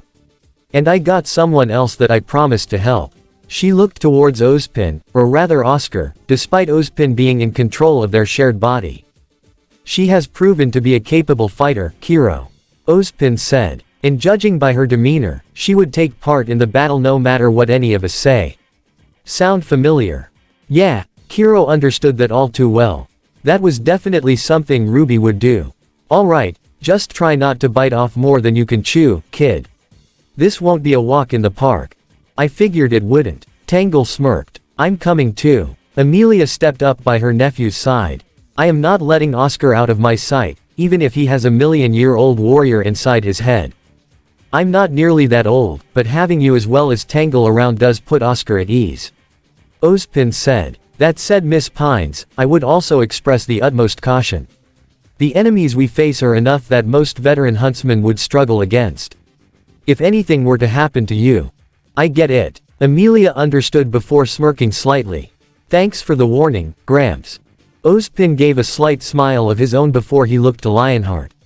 Leo, I trust you can continue to manage things here. Leave it to me. Lionheart nodded. I'll stay here and help as well. Jewel volunteered. I'm not a fighter, so there isn't much I can do on the battlefield. I'll help to make sure the students and my villagers are safe within Haven's campus. Thanks, Jewel. Good luck. Tangle nodded and smirked. That's my line towards you.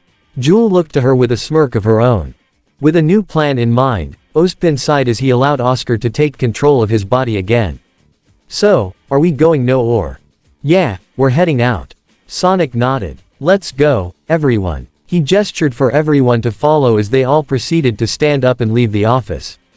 Yang was a bit slower to get back on her feet, but she did so nonetheless, with some help from Knuckles and Amy. Kiro stepped in front of her as the two made eye contact before he spoke to her. We are going to get her back. I promise, the man said to his eldest niece. Yeah, Yang nodded. And Yang, Kiro wasn't quite done. Whenever you're ready, we should talk. Yang looked away slightly, not sure if she wanted to talk to him quite yet. Aside from her clear worry over RWBY, she was still more than a little upset over their argument and his actions in Beacon that led up to it all. But that's when she remembered her talk with RWBY in Spiral Hill, that if Kiro was willing to apologize, she'd hear what he'd have to say. He didn't apologize though, but he did seem sincere enough when he said he wanted to talk to her. It wasn't much, but it was better than nothing. Maybe later, Yang muttered, looking away from him. Okay. Kiro said with acceptance. He happened to look to Cream, who gave him a smile of encouragement, which had him smile slightly too. Once all that was done, the group consisting of Sonic, Kiro, Amy, Knuckles, Yang, Rosa, Tongay, Cream, Cheese, Gemerald, Oscar, and Amelia all proceeded to leave Lionheart's office, leaving the headmaster of Haven behind along with Jewel. Professor Lionheart, the anthropomorphic beetle began. Once again, I thank you for allowing the people of Spiral Hill to stay at your academy for the time being. If there is anything I can do to help, however, she noticed how Lionheart didn't seem to be listening, but was rather looking at a certain photograph of a woman holding a young lion faunus child in her arms. Professor. Lionheart blinked. Oh, sorry Ms. Jewel. I was lost in thought. He put the photo down. If you don't mind me asking, who are those people? Jewel asked. My wife, Lily, and our son, Zeke. He replied. They are, sadly no longer with us. Jewel gasped as she covered her mouth with her hand. I'm so sorry. Leonardo gave a sad smile and a sigh as he showed Jewel the photograph. As you can tell, she's a human. You're probably already aware of the whole bigotry towards faunus thing by now, but not all humans felt that way. She was one of them. We met when I was an ordinary huntsman at the time, and she also wanted to change things between our races. We even had a child together. And Zeke, he chuckled. He was a rowdy little lion, let me tell you. A natural fighter, who wouldn't hesitate to jump into fire or even grim if it came down to it. I often scolded him and told him he would give me a heart attack one day, but he always told me how I do the same thing as a huntsman, and he wanted to be a strong huntsman just like his dad. Jewel smiled sweetly at that, though it faded soon. You don't have to tell me if you do not want to, but what happened? Leonardo's smile faded. I was appointed headmaster of Haven by the time Zeke was 10, which only further fueled his dream of being a huntsman. Ozpin hoped that I would help foster change in Mistral, and Zeke wanted to be a part of that. I knew Mistral was corrupt compared to the other kingdoms, but when I got to such a high position, it was then I realized just how much that corruption had infested this kingdom, especially in the main city. I had asked that Lily take our son and move to Vale, a kingdom that was more open-minded, at least by comparison, and certainly safer. Zeke could enroll in Beacon and be the huntsman he wanted to be. They refused because they wanted to be with me, and Zeke felt that he could do more here, so I allowed it. I thought since I was the headmaster, I had the means to better protect them. And so far, things turned out pretty well. Zeke got to the top of his class rather quickly and graduated as such. Many Faunus students looked up to him, but there were human students who felt he was getting special treatment because he was my son, but I gave none. He passed by his own merits. Sadly, there are always people like that, who feel that there are those more privileged than them when it's far more complicated than that. Jules said. Yeah, well, it wasn't just the students. Lionheart continued. Zeke wasted no time in trying to tackle the corruption once he graduated, though I always urged him to be careful. He ended up picking a fight with a dangerous crime syndicate that had ties to a corrupt councilman. That's when his mother was kidnapped to use as leverage against both of us. Jules' eyes widened as she continued to listen. I tried to tell Zeke to wait. To not be reckless. I said I would call Ozpin to send for help. But he went to try and rescue her, he wanted to save his mother, and it got them both killed. Lionheart clenched his fists at that. I then went to that councilman's home personally and ended his life with my own 2 hands. For all the good that did, cause it provided an open council seat for Malachite, who used my actions to further Faunus prosecution. He scoffed. Ozpin hoped I could make things better, but all I did was make it worse. He put his hand over his eyes to stifle a sob. I'm sorry, Jewel muttered, brought to tears herself. This was why he wanted Sonic to send Ruby to Vale. She was so much like his own son, always so willing to help other people without even thinking once about their own lives. It was commendable, but also suicidal. They have lives of their own too and they're just as valuable. Not long after his family's death, that's when she came. And after so many futile attempts to kill her, he discovered the truth. This world can't be changed. Not truly. All he could do, was try to protect the innocent, and leave the guilty for the monsters to devour. Jewel, take my word, and go to Vale. Lionheart told her, surprising the beetle. You may not be as safe as you think in Haven. Tensions between the human and Faunus are bad. Like we're just one little incident away from a full-blown war, and I don't trust Malachite, especially if she's now getting involved with Salem. I can make the arrangements to have you and everyone from Spiral Hill go to Vale. It's grim-free and you'll be safer there. You can coordinate with Professor Goodwitch at Beacon to help Sonic if you wish, but please, go. Jewel listened and could tell from the sound of his voice that he was scared, but also truthful. If this Malachite and Salem were as bad as Lionheart, Sonic, Ozpin, and everyone else made them out to be, it would indeed be safer if she and all her fellow townsfolk from Spiral Hill were to relocate to the only kingdom not infested with Grim. Tangle will want to stay and help Sonic, she replied. But I know she's capable of handling herself. I don't know Mistral all that much, but you do. If you believe it's too dangerous, then I'll take your word for it. She accepted, much to Lionheart's relief. I'll gather everyone so that we'll be ready to leave as soon as possible. I'll have airships ready soon and call Goodwitch to accept some company. Lionheart said. Thank you for understanding. No, thank you for looking out for all of us. Jewel said with a smile. I know we've only recently met, but I know you're a good person. I'm humbled that you shared your story with me. And though I may not know them, I'm sure that if your son and wife were here, they would be proud of you. Lionheart felt both moved and disgusted at that. If his wife and son were indeed here and learned just what he had done, he couldn't even imagine how horrified they would be for who he chose to ally himself with. He only gave a nod before Jewel left. Once she was gone, a compartment opened on his wall, allowing for a seer Grim to hover out. My dear Leo, that was a rather audacious piece of advice. Salem commented. I hope you are not getting any funny ideas. Ozpin has returned and he was the first to suggest it. Lionheart quickly said. And he's right, they're not fighters like Sonic and his friends. Even if you would have a use for them, with the situation as tense as it is here, he would be suspicious if I kept them here at Haven. I can't risk my cover being blown at this stage. Fair enough, I suppose. Salem conceded, causing Leo to relax.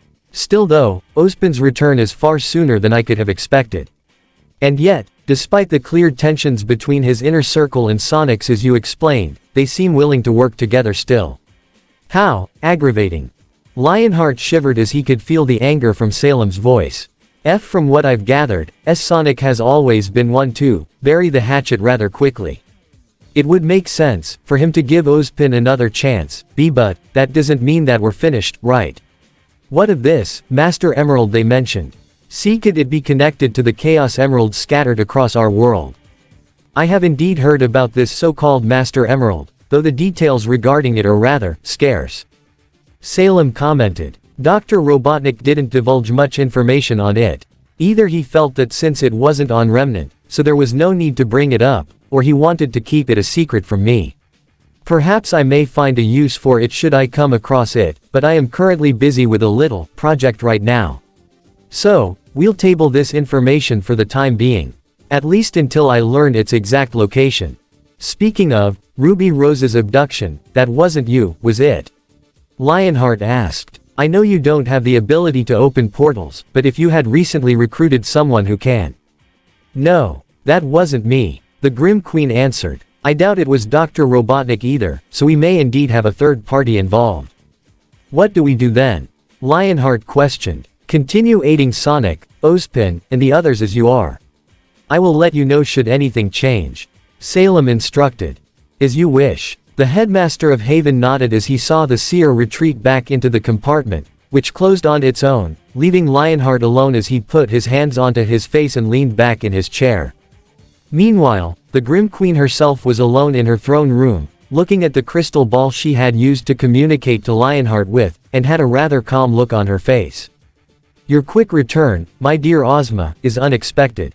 Salem said aloud. I had hoped you'd be gone a tad longer, and even so, continue to fight against Sonic. But you always were one to avoid a conflict unless you, and only you, found it necessary, so I'm not surprised.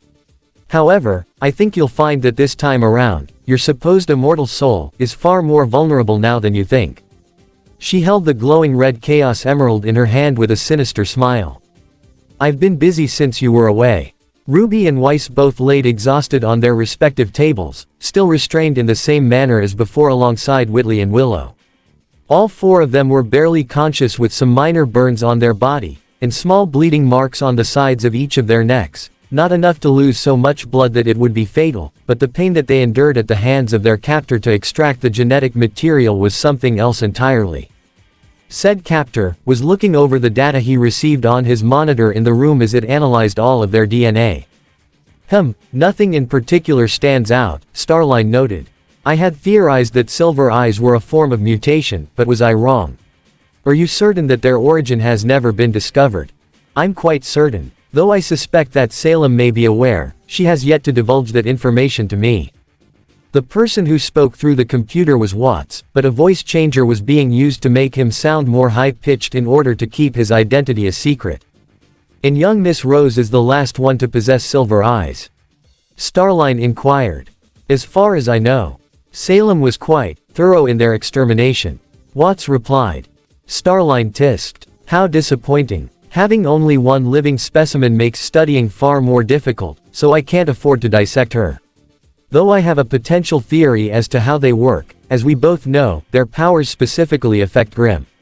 For every action, there is an equal and opposite reaction.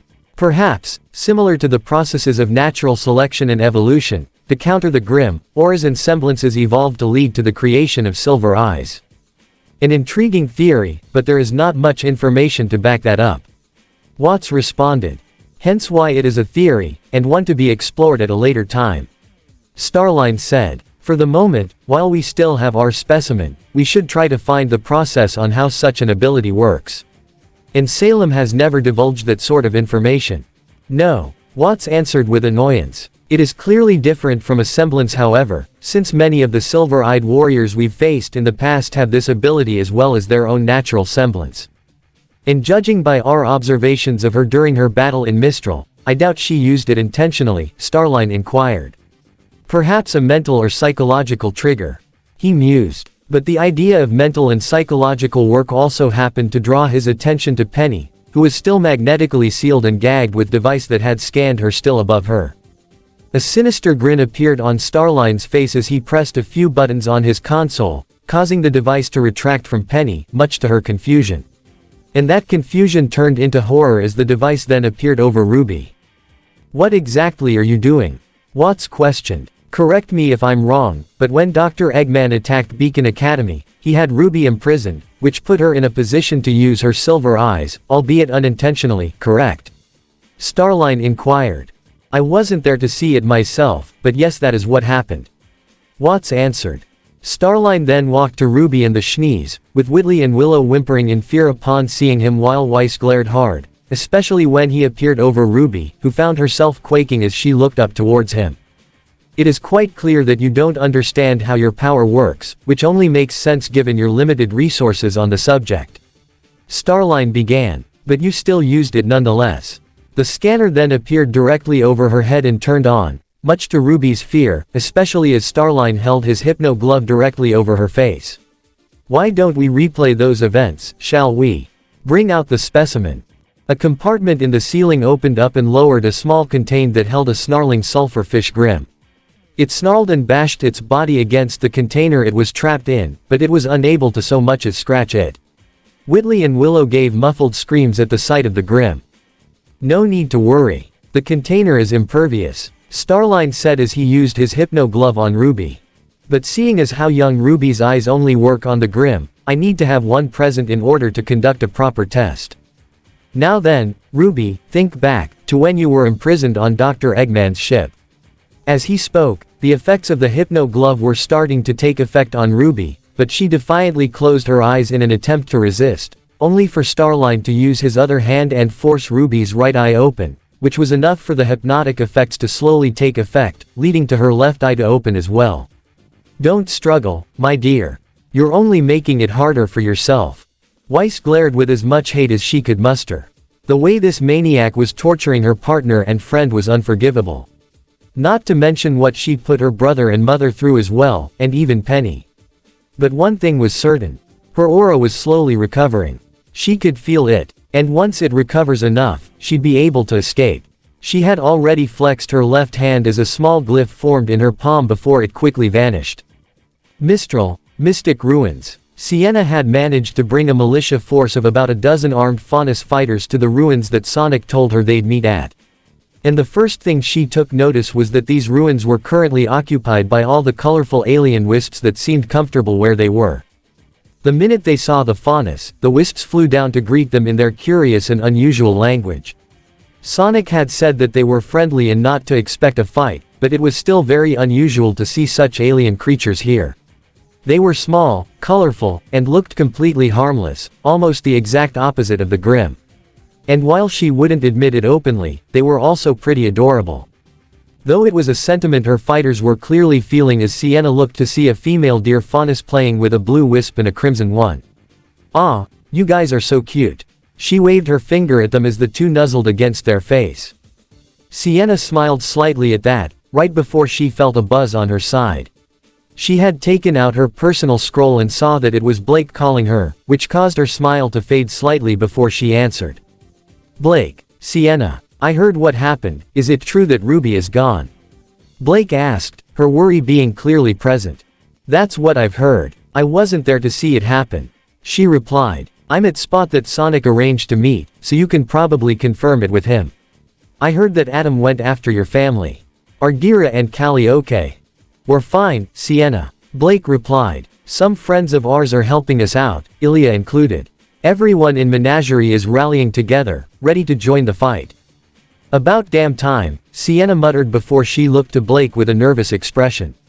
"I'm sorry about your friend, Blake. RWBY's a good kid. She might be young, but she's probably stronger than I ever was," Blake said with a small smile. "I'm sure she'll pull through." And if not, she's got dependable friends to rely on. And I'm glad you have that as well. Sienna said. I'm sorry things ended the way they did between us. That was mostly Adam, Blake responded. I'm the one who put in that position. Sienna said. I should have seen the signs. He just got good at getting results and that's what I focused on. Results. We weren't getting them before with your father's methods.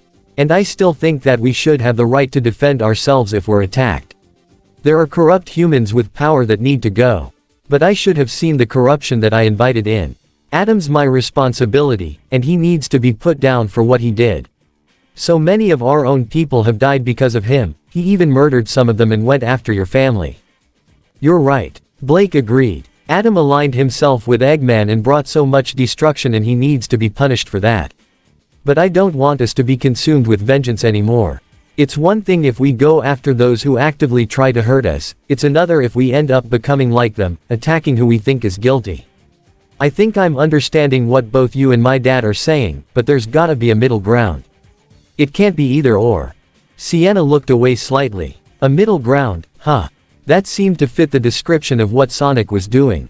He has all this power, and he is capable of putting up a fight, but he also goes out of his way to talk to people, to listen to their point of view. And when that doesn't work and a fight is inevitable, he doesn't hesitate to fight back. Maybe. You're right, she conceded. That's when she looked up and saw a flying pink car, along with a Mysterlian airship, and what looked like a flying black and yellow robot. I think your friends are here. Yep. Sonic had just appeared in front of her, having ran all the way here. Should be landing in a few minutes. Is that Blake? Yes. Sienna handed him her scroll. Hey Blake, how you been? Sonic greeted. Sonic, it's good to see you again. She greeted back with a small smile just as Amy's car landed with Gemerald the airship behind them. Amy, Cream, Cheese, and Yang stepped out of the car while Knuckles, Tangle, Rosa, Kiro, Oscar, and Amelia. The pink-colored wisp wasted no time flying to meet her fellow wisps, many of whom flew to meet and greet her as well. The wisps also flew around Sonic and his other friends with jubilation. Whoa, hey, yeah, nice to see you guys too, Sonic said with a slight laugh. He looked to see everyone else interacting with the wisps in a rather pleasant and friendly manner. Whoa, what are these guys? Amelia was briefly startled by their appearance. Don't worry, they're friendly. Knuckles told her as he patted an orange wisp with a smile. Huh, these guys actually look kinda cute, Oscar said as he saw a green and indigo wisp and allowed them and a few other white wisps to fly near him. He could even feel Ozpin smiling slightly from inside him. I have seen many things in my lifetimes, but none quite like these. Ozpin said from within, truly remarkable. Hello, little wisps. Cream greeted formally. Chow, chow. Cheese flew with a green, pink, and 4 white wisps playfully. Oh my gosh, these guys are so adorable. Tangle gushed as she used her tail to pull in several wisps. Amy waved her finger at a cyan one. Herself Gemerald looked to the wisps that flew around him curiously, while Kiro seemed confused and curious at these odd-looking creatures. Though he did smile somewhat as they reminded him of the many chow he had seen on Angel Island, they were pretty cute. However, Yang seemed almost indifferent to them. She could see that they were there, especially when a red, pink, and blue wisp all flew around her with some white ones. Though she did give small nods of acknowledgement, her mood didn't seem to improve at all, and it wasn't hard to understand why. Sonic then looked to Sienna. Can I borrow this for a sec? He referred to her scroll with Blake still on the other side. Sure, she nodded. Thanks. Sonic sped over to the blonde. Hey, Yang. Blake's here. He handed her the scroll. You really should talk to her.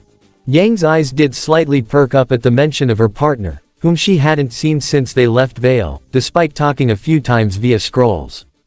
But the dark cloud of grief and fear was still clearly over her. Despite that, she nodded and took the scroll before walking around the side of the ruins to speak more privately. Sonic noticed Kiro looking in Yang's direction too, before he and Sonic made a brief eye contact. Despite whatever disagreements may still be unresolved between them, they both shared concern for Yang and her emotional well-being. Hey, Blake. The cat Faunus sat on the roof of her home alone as she saw the tired and devastated expression on Yang's face, which Blake looked at with absolute pity. She honestly couldn't blame her for feeling that way, given she just lost probably the most important person in her life. Young, you look horrible, Blake said before looking sincere. I am so sorry about Ruby. She saw the blonde stifle a sob. She was right there, and then she was gone. She was 2 feet in front of me. And I didn't do a damn thing. She exclaimed in anger.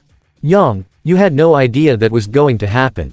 Nobody there did, Blake said. Not even Sonic. And if the fastest thing alive couldn't reach her when it happened, what could you have done? I don't know. Something. Young stifled. She's my sister. I'm supposed to look after her. We should have sent her to Vale. Lionheart even said for her to do that, said that it was getting too dangerous, and she wasn't in a good headspace. We all saw that. Why couldn't?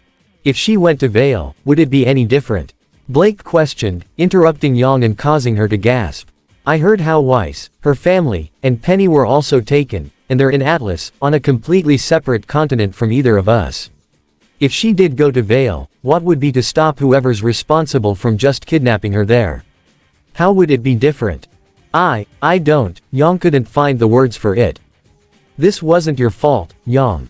Blake told her. But why does it feel like it? Young questioned as her eyes watered. I know what that's like. Blake began. I was close to Adam, and when I left and he brought the White Fang to Eggman, I felt that was my fault because I didn't stop Adam beforehand. I even felt responsible the White Fang before Eggman got involved because of my family's history in it.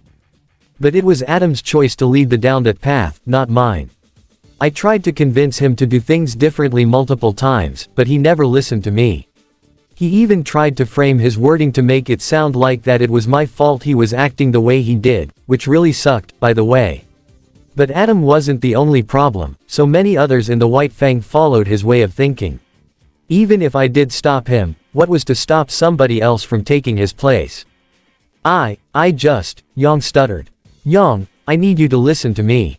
Blake continued. Someone I met recently once told me that I am not responsible for somebody else's choices, and you are not responsible for Ruby being gone. It wasn't your fault. She heard Young sniffled as it looked like she was fighting back her tears and emotions. It wasn't your fault.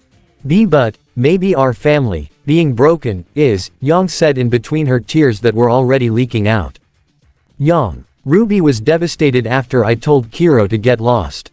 Young exclaimed. After learning how loyal he was to Ozpin, and just what kind of crap they're willing to do, I got scared, and angry. I felt that he abandoned me to work for him, like he replaced us, his family with him.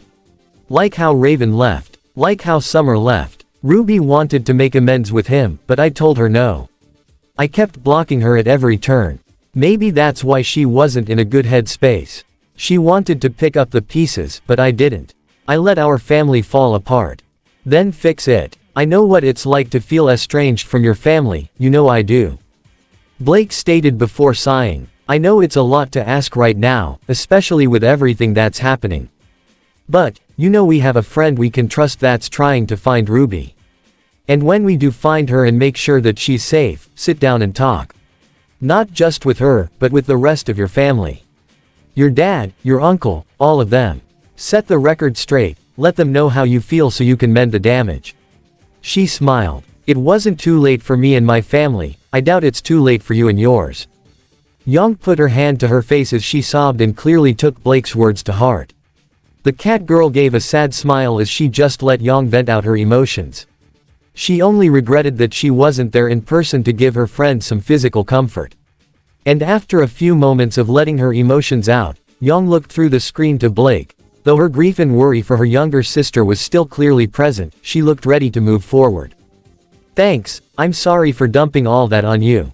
You've always tried to shoulder so much responsibility, even as a kid. Blake said. It's admirable, but you deserve someone to lean on too. I'm sure you have something like that with Knuckles, who is great, but he's not the only one. You can lean on your other friends too. Young gave a nod and a teary smile. I gotta go, talk to you later. Sure. Blake accepted before hanging up. She then gave an annoyed sigh. I came up here to speak privately. Is that not in your vocabulary? Sun revealed himself, hanging upside down from a nearby palm tree with Charmy flying out with him. Hey, you know me. Always willing to lend an ear. Sun grinned. Even when it's unnecessary. Blake commented before smirking. Oh Dad, my stalker's back. Okay. Message received. Don't drop the D-bomb. Son exclaimed in a comic panic, causing Blake to chuckle and Charmy to laugh. Oh, you got him good. The bee laughed, only for the smirking Blake to pull him by his antenna. Ow, that hurts. Here's a lesson, Charmy. Never spy on your friends. The cat girl smirked. It's okay for the bad guys, but not your friends. Got it? Why yes ma'am. Charmy nodded rapidly before the giggling Blake let him go. Good boy, Atlas. A single manta flew across the frozen landscape, and within the ship was the group that consisted of Silver, Blaze, Winter, Seal, the Ace Ops, and Happy Huntresses, all of whom were making sure their weapons were ready and prepared. But the Manta wasn't the only vessel, as another one appeared to be flying next to it, one being piloted by Tails. This was the newly repaired and upgraded Cyclone that Tails and Professor Polendina, and even Penny, all worked on since arriving in Atlas.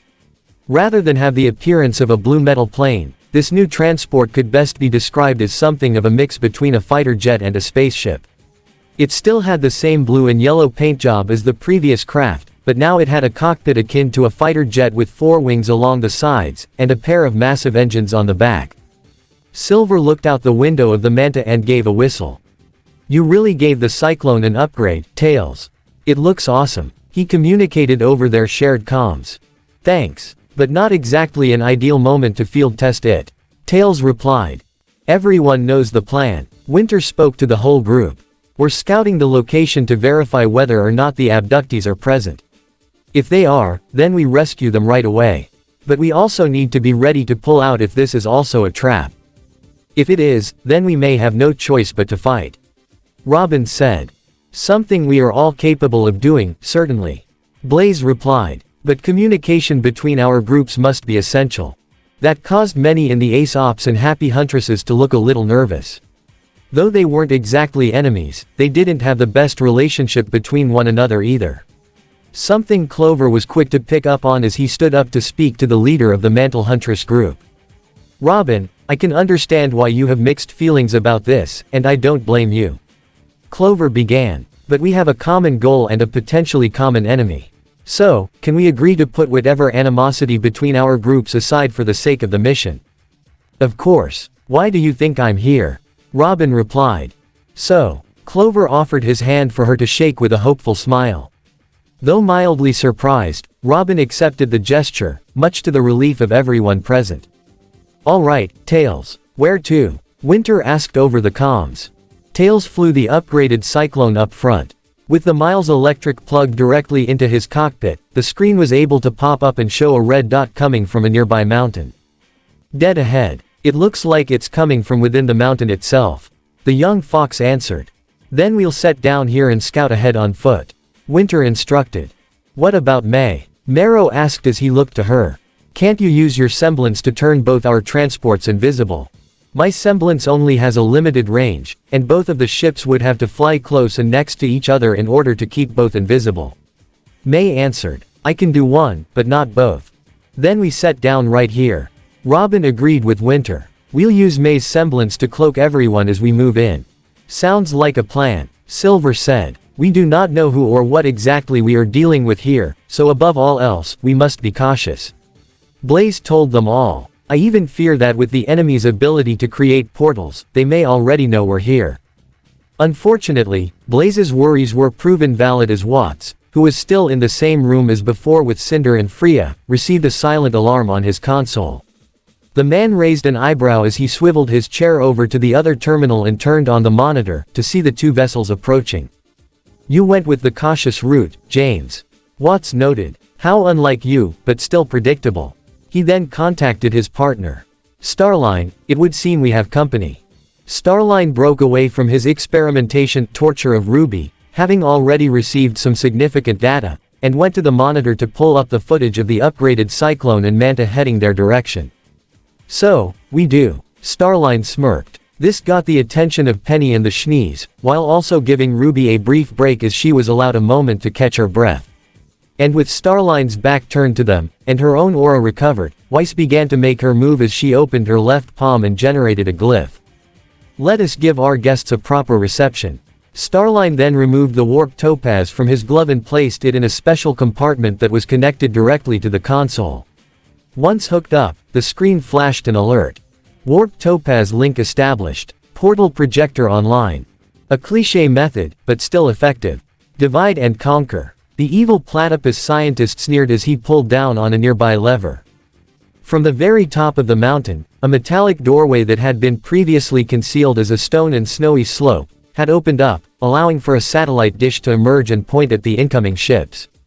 The Cyclone's radar sounded off an alarm, getting Tails' attention as he looked through the cockpit, zooming in on the screen of his plugged-in Miles Electric to see the satellite emerging. Already it was beginning to glow at the tip of the feed horn with an eerie orange. And every instinct in the young fox told him that this was bad news. It is a trap. They know we're here. Tails' alert came far too late, however, as an orange portal had suddenly opened in front of the manta, surprising everyone. The portal was so close to it that they were unable to pull away and ended up flying directly into it. But the moment the manta was halfway through, the portal suddenly closed, effectively slicing the entire manta in half.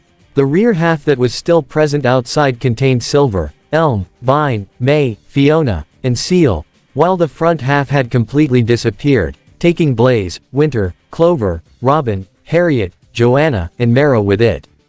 Those still in the rear half didn't get much time to react as what was left of their ship began to plummet with most of everyone inside scream. And before Silver got a chance to use his psychokinesis to catch everyone, another portal had opened up directly underneath, allowing them all to fall inside. What in? Tails was completely stunned over what just happened, so much so that he couldn't react to the portal that had opened up directly in front of the Cyclone, and was unable to pull out of it just before it closed. That is Phase 1, Starline continued as he pulled up various screens on the monitor in front of him, showing footage of the locations of where he sent everyone scattered throughout the base. Now for Phase 2. As he continued to work, he didn't seem to notice the glyph that Weiss had conjured in her hand had created a sword construct, one that was used by an Arma-Gigas. Though it wasn't as large as the original, and was just smaller than her own personal Mertenaster. Tails and the upgraded Cyclone flew through what appeared to be an underground cavern system, with the Cyclone ramming through several stalactites which rocked the whole ship with the young pilot inside. Whoa, whoa. Tails pulled hard on the controls to straighten the Cyclone out and halt its flight. It was able to successfully stop and hover in the air, allowing Tails a chance to look around and see where he was. It looks like I'm underground, but this isn't a mine like before, am I under the mountain? Tails thought to himself as he had the Cyclone scan the area. All this compact space, no way I can fly the Cyclone through all this without causing major damage. Looks like they were expecting us. A rather loud roar from behind caught Tails' attention, leading him to turn the hovering Cyclone to see something that made him look in shock and even horror. It was clearly a Grim and looked similar to a megalith, but it was clearly much larger, almost twice as big as before, and its body had undergone massive changes. Its body structure looked more ape-like with how long and muscular its legs were, with even the front ones being shaped almost like a pair of arms. Its body was also far bulkier, and its face was covered in the typical white bone that had multiple spikes emerging from the top and sides of the skull, with a pair of enormous tusks that stretched out from the bottom almost to the ground and curved upward. But what really drew Tails' attention was the fact this megalith's eyes were not glowing red, but green. As well as the green spikes and aura that emanated from its body. He had seen this sort of effect before. It's a mutant. They have Merlot's mutagen. The mutant megalith gave a mighty roar as it charged forward. At the same time, the group from the front half of the manta, which consisted of Winter, Blaze, Clover, Robin, Harriet, Joanna and Marrow tried to regroup outside the wreckage of their vehicle as they looked at their newfound location. What the hell happened? Where are we? Harriet exclaimed. That was a portal, right? Joanna questioned. The same one used to abduct the Shnees and everyone else, Clover confirmed. Is it just me or, does this place look like an Atlas base? Robin questioned.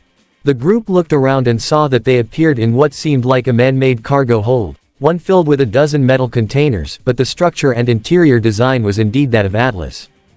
It is, but it looks older, Winter commented. We weren't told of a base being this far out here. Blaze said. Neither were we, Clover replied, sounding as surprised himself. I have no idea what this place is. Of course you wouldn't. The group turned in surprise to see none other than Bianca and Ivy standing together atop a pile of metal containers. Not even your precious Ironwood knows of this place, Bianca said.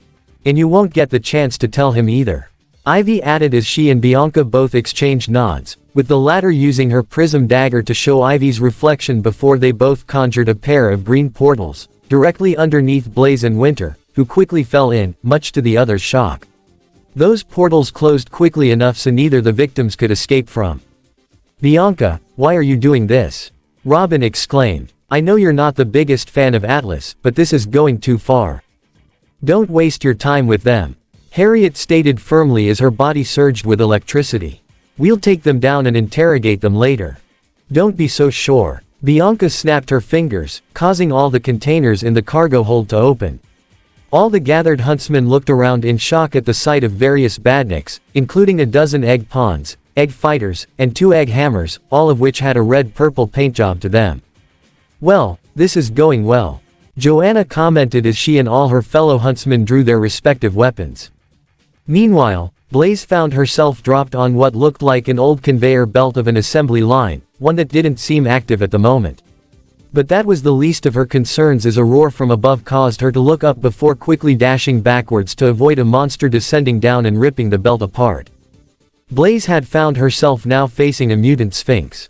But rather than appearing to stand on all fours, the enormous beast actually stood upright on its hind legs, with its arms being significantly longer with sharper claws. It also had a pair of snake tails, which acted more like tentacles emerging from its rear as they hung on the sides and operated on their own. And this mutated sphinx had not 1, but 2 heads. Its eyes glowed green along with other various green spikes emerging from across its body. The Fire Princess said nothing as she drew Leviathan, which set ablaze as she took a combative stance and gestured for the abomination to come at her. At the same time, Winter appeared alone in a hallway of the supposed Atlesian base. But she had little to dwell on it, as the opponent she was now facing was a mutant Turix. Its translucent wings, which now glowed green instead of red, pointed upward as the creature was now standing as opposed to flying and seemed to be standing rather well. It also had a series of glowing green spines along its back, elongated arms and legs. It seemed almost a size and a half larger than normal.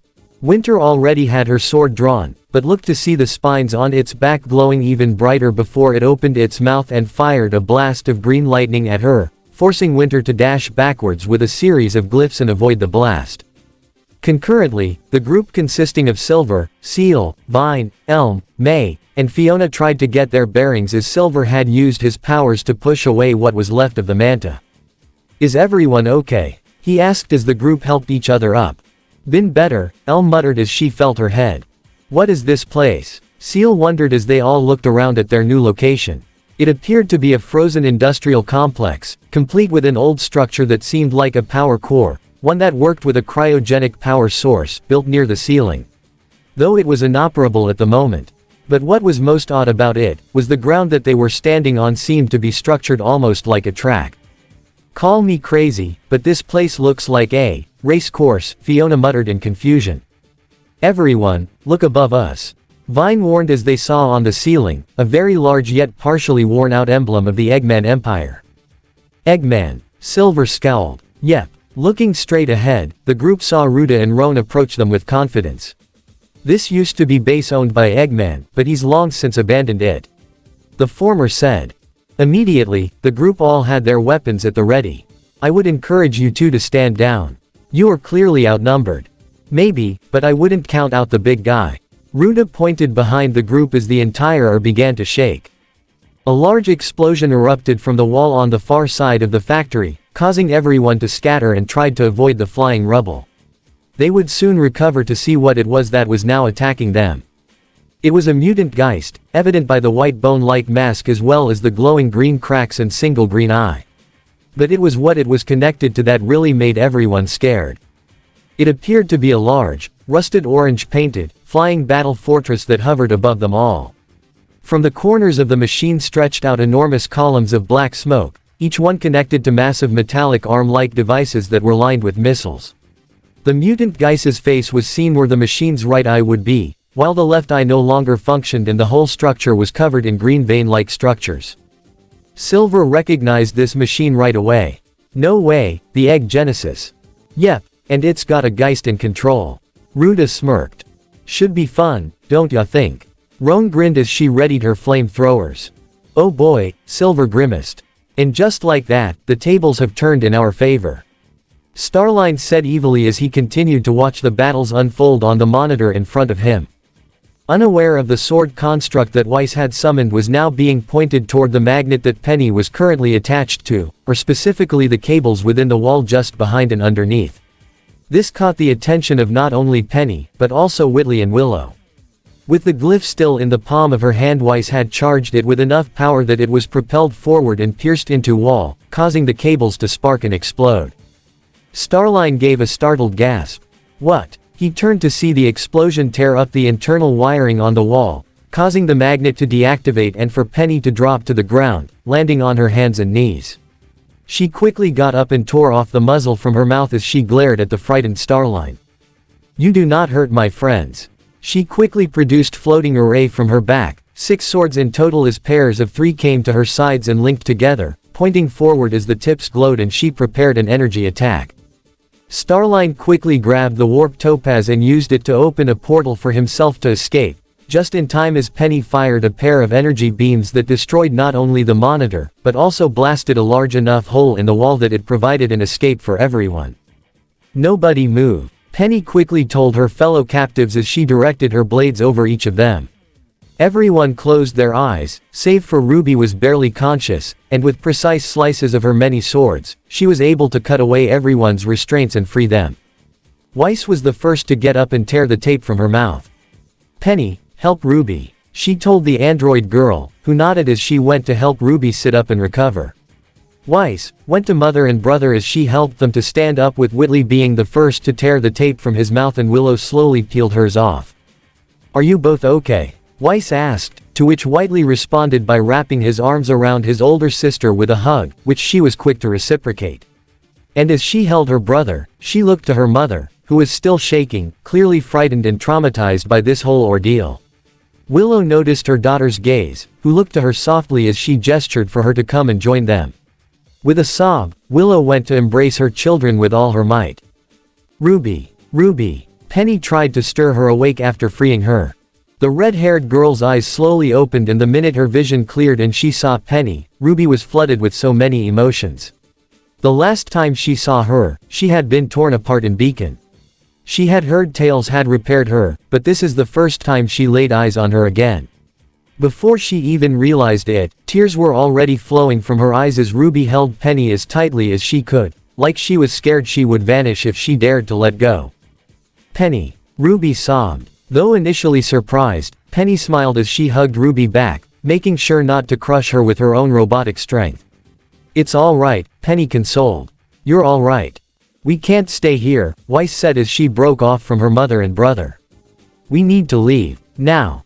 How? Where? Willow muttered. I saw on the monitor, Winter, Tails, Blaze, and the others are all here. Weiss said. Maybe Penny can find a way to get into contact and we can regroup with them. I'm afraid my communications are being jammed, Penny replied. Although, if I can get access to a terminal, or some other communications relay, I may be able to hack into the system and establish contact that way. But you could have done it with that computer, Whitley pointed to the hole that was now their way out, where the computer Starline was working on used to be. It undoubtedly contained data that Starline had obtained on his experiments. Penny said that last part rather vehemently. I couldn't let it fall into his hands. Good move. Weiss approved. We'll just have to find one ourselves. Mother, can you move quickly? She nudged Willow by her shoulder. I think so, the woman nodded. Whitley. Weiss asked her brother. Not much of a choice, he replied. RWBY, are you okay to move? Weiss asked her as well. Yeah, RWBY pulled away from Penny as she tried to push back as many of her emotions as she could. She had to focus on getting her friends and Weiss' family out of here. Let's move. With that, the group got up and proceeded to leave quickly. But as they did, Weiss couldn't help but look back into the laboratory, specifically the container that had contained the sulfur fish Grimm. The one that had been turned into stone, when Starline's barbaric methods to force Ruby to use her powers, caused a light to shine out from her eyes. Weiss shook her head as they would think more on that later as she, her friends, and family ran. Starline rolled out of the portal and into Watts' lab just as the portal closed behind him. Seems you didn't quite account for young Miss Schnee's aura to recover so quickly. Watts commented in a mocking manner as the platypus recovered. An error on my part, Starline admitted as he brushed himself up. More importantly, you were able to successfully copy all the recently accumulated data, correct? But of course, Watts boasted as he brought up everything on his own monitor. All the bio-data from RWBY, and the Schnee's blood samples, including the blood samples themselves that were stored away, Penny's CPU data and emotional data, all her blueprints and schematics, and most importantly of all, RWBY's mental and emotional data, as well as recorded footage of her using her silver eye powers, under Starline's mental probing, to petrify the sulfur fish. A true genius never stores all his data on one drive. Wonderful. Starline smiled, rubbing his hands together. I certainly wouldn't have minded holding onto our specimens a bit longer, but we were able to retrieve the necessary data. You seem rather upbeat, considering that our specimens have escaped, and have a chance of regrouping with our enemies, even if they are all in the traps we've set. Watts stated. Even if they do regroup, most of our vital resources have all been relocated. Starline replied. All that's left here in our base here are the Chaos Emeralds, our little maiden project, Subject I, and our little surprise that we've been developing since we meet. And with our plan now ongoing, them discovering said surprise at this point won't matter. He noticed Watts looking somewhat skeptical. But, if we do need some extra time, I'll send Subject I to intercept the Schnees and their friends. I thought you said your enforcers weren't ready. Watts recalled. Subjects S and K aren't ready, but Subject I has been ready to go for some time. Starline explained. His body is thoroughly augmented, and his mind completely blank, firmly under our control. This would also be his first real combat. Watts pointed out. And against Polendina's android no less. As much as I hate to admit it, she is rather powerful. Oh, she is. But Subject I, who was created to counter and surpass the likes of Knuckles, is far stronger. Starline sneered as he reached into his coat to pull out a remote-like device and pressed the activation button. In another storeroom within the joint facility of Fort Arrowfell in the ice factory, a single containment tube was filled with a green liquid that kept the subject inside in stasis. There were originally 2 other containment units with their own specimens within, but they had been relocated to another facility some time ago, leaving only one.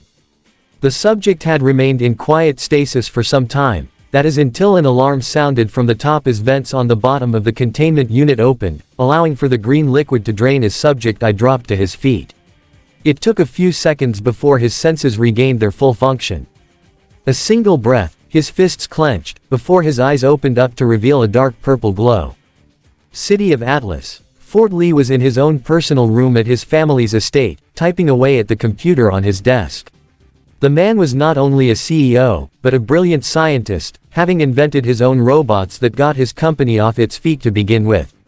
As such, being able to hack into the Atlas military database, with some additional resources from Arthur Watts, was child's play.